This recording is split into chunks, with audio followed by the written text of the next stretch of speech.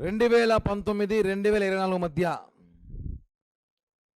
మాజీ ఎమ్మెల్యే హిందూ మత ధార్మిక ప్రపంచ పరిరక్షకుడు భూమన కరుణాకర్ రెడ్డి గారు ఆయన భూ కబ్జాల గురించి ఈరోజు మాట్లాడే అవసరం ఎంతైనా ఉంది.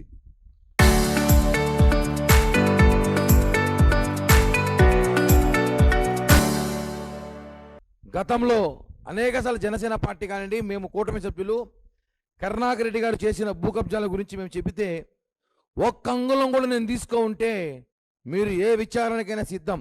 ఆయన ముందు మాట్లాడే ముందు విచారణ అంటాడు, మాటల్లో విచారణ అంటాడు, మాట్లాడే తర్వాత విచారణ అంటాడు. విచారణకి బ్రాండ్ అంబాసిడర్ అయినా అలాంటి విచారణ మేము కూడా ఇస్తాం.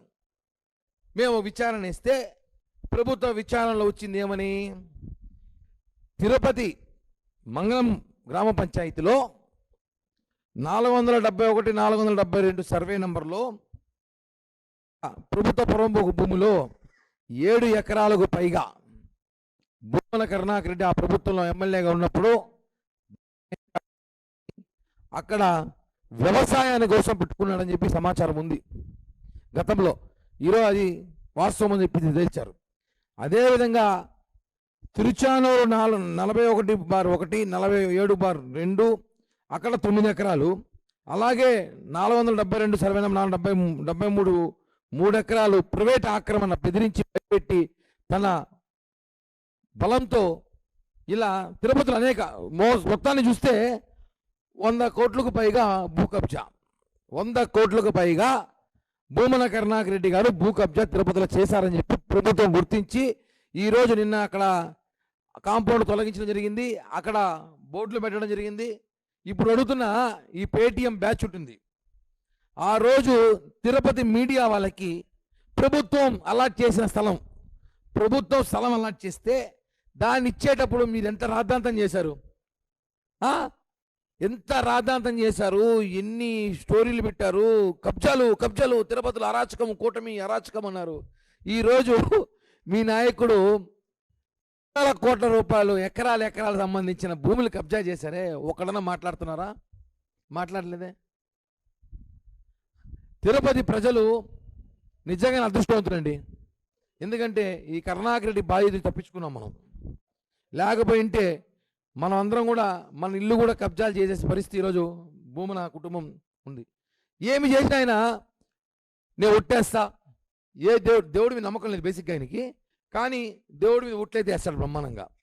ఆ రోజు లడ్డు విషయంలో పవిత్ర తిరుమలలో స్నానం చేసి అఖిలాండం వచ్చి కర్పూరం ముట్టి సంగతి అందరూ చూసాం. ఇప్పుడు ఇయ్యండి, నేను కబ్జా చేయలేదు, నాకు ఆస్తులే లేవు, అక్రమ ఆస్తులు లేవు, అక్రమంగా ఏమీ చేయలేదు, ఇవన్నీ కూడా మా తాత ముత్తాతల ఆస్తి, మాకు పుట్టుకతోనే కొన్ని కోట్ల ఆస్తున్నది అని చెప్పి చెప్పండి. ఇప్పుడు చెప్పండి మీరు.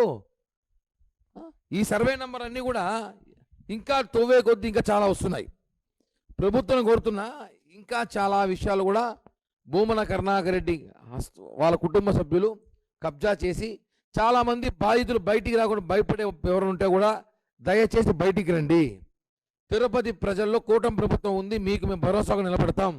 ఎవరెవరు కబ్జాలు చేశారు, ఆ ప్రభుత్వంలో ఎవరెవరు బెదిరించారు అవన్నీ కూడా తీసుకొస్తే దాని మీద విచారణ చేస్తాం.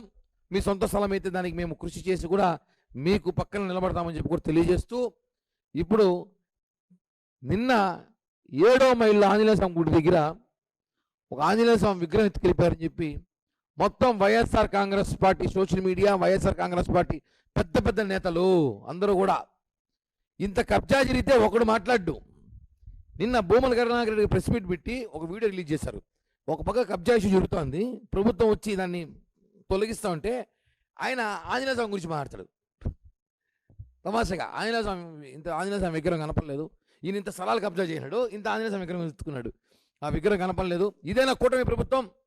టీటీడీ ఏం చేస్తుంది, టీటీడీ చైర్మన్ ఏం చేస్తున్నాడు, టీటీడీ అడిషనల్ ఈఓ ఏం చేస్తున్నాడు, ఈఓ ఏం చేస్తున్నాడు అన్నారు. నువ్వు ఏం చేస్తావు తిరుపతికి చెప్పు, మీరేం చేశారు తిరుపతికి? ఇదే అడుగుతున్నా. ఇదే వెంకటేశ్వర స్వామి విగ్రహం పక్కన రాముడు విగ్రహం వేలు ఇరిగిపోతుంది మీ ప్రభుత్వంలో, ఒకడన్నా పట్టించుకున్నారా? ఆ రోజు ఇదే కరుణాకర్ రెడ్డి ఏం చేస్తున్నాడు, ధర్మారెడ్డి ఏం చేస్తున్నాడు, సుబ్బారెడ్డి ఏం చేస్తున్నాడు, అంతర్వేద రథం తగలబడిపోతే ఒక్క వైసీపీ వాడని మాట్లాడా? రాముడు తల నరికేస్తే విగ్రహాన్ని శిరస్సు ఆ రోజు ఒకడన్నా మాట్లాడా? ఇన్ని జరిగిన అరాచకాలు. తిరుపతి గోవిందరాజం గుళ్ళో 100 కేజీలు బంగారు దొబ్బేశారు. తిరుమల వరాసం తాపంలో 100 కేజీ బంగారు దొబ్బేశారు. ఆ రోజు మాట్లాడలేదు, మీకు దేవుడు భక్తి రాలేదా?